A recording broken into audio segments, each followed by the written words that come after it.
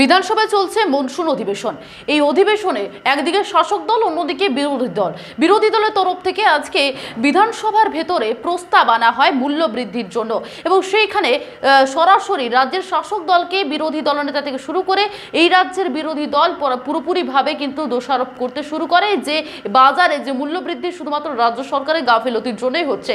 10 টাকা কেজি করে আলু পাওয়া যাচ্ছে, সাংবাদিক বন্ধু পথচারী যারা নিতে চান এখান থেকে নিয়ে যান।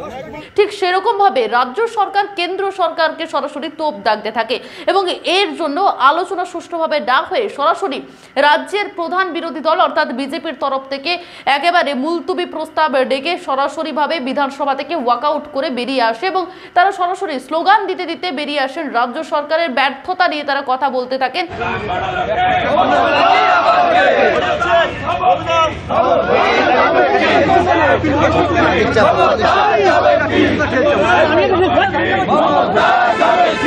এবং তারা একেবারে প্রতীকীভাবে প্রতিবাদ করতে থাকেন।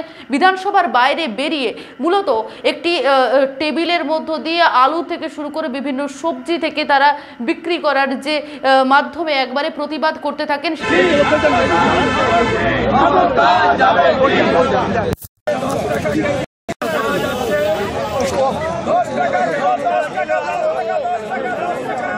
সেই প্রতিবাদে নেতৃত্ব দেন রাজ্যের বিরোধী দলের নেতা শুভেন্দু অধিকারী থেকে থাকেন। ওখানে এই রাজ্যের বিজেপি বিধায়ক শঙ্কর ঘোষ থেকে শুরু করে অগ্নিমিত্র পল সকলেই থাকেন, এবং সেখান থেকে সরাসরি তারা স্লোগান দিতে থাকেন যে এত দাম খাবো কি, মুখ্যমন্ত্রী পদত্যাগ করুন। এত দাম খাবো কি, দাম খাবো কি,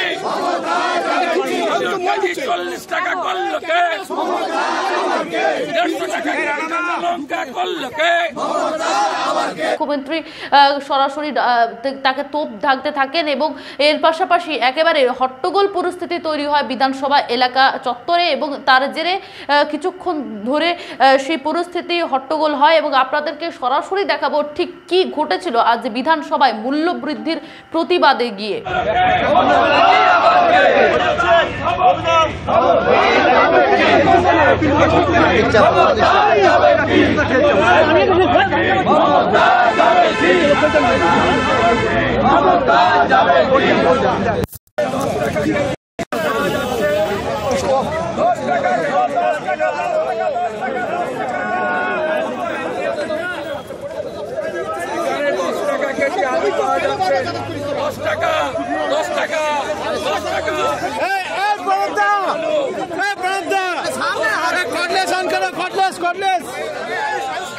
সামনে ঢুকছো কেন তোমরা?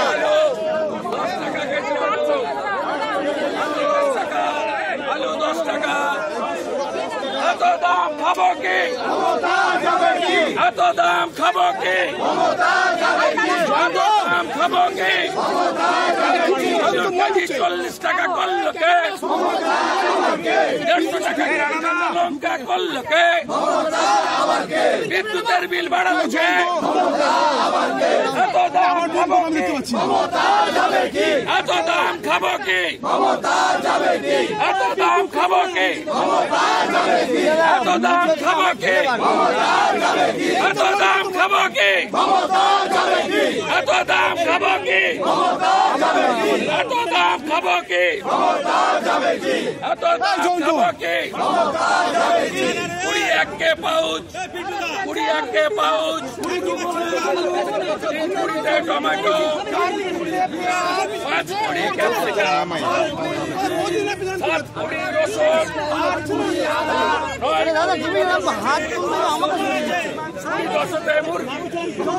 21 কে পাউচ,